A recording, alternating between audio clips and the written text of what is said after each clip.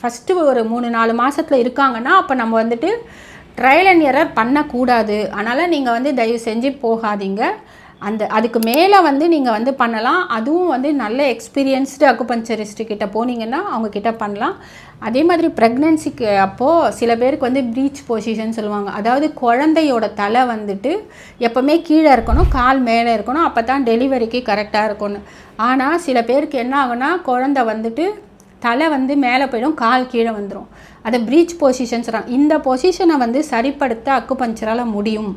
அது வந்து 9th month அப்போ பார்த்திங்கன்னா நம்ம பண்ணலாம். 9th மந்த் அப்போ 2-3 பாயிண்ட் மட்டும்தான் வச்சு ஸ்டிமுலேட் பண்ணும்போது ஆட்டோமேட்டிக்காக அந்த குழந்தையோட தலை கீழே வந்துட்டு கால் மேலே போகுது. அது மாதிரி 2-3 பேருக்கு பண்ணியிருக்கோம். சில பேர் மட்டும்தான் அது வந்து வந்திருக்காங்க, அவங்களுக்கு இது சக்ஸஸ் ஆகிருக்கு. ஸோ அதனால் ப்ரெக்னென்சி அப்போ பண்ண முடியும். ஆனால் கேர்லெஸ்ஸாக நீங்கள் எப்போ வேணால் போய் எதுக்கு வேணால் பண்ணிக்கலாம்னு சொல்லிட்டு பண்ணிக்காதீங்க. கேர்ஃபுல்லாக இருக்கணும் கண்டிப்பாக. ஆனால் அக்குபஞ்சர் வந்து பண்ணலாம். பட் நான் அதை சொன்ன மாதிரி சில விஷயங்களுக்கு மட்டும்தான், அதுவும் எப்போ பண்ணணும், யார்கிட்ட பண்ணணும்னு யோசித்து பண்ணுங்கள். மற்றபடி எல்லாமே கரெக்டாக இருக்கும்.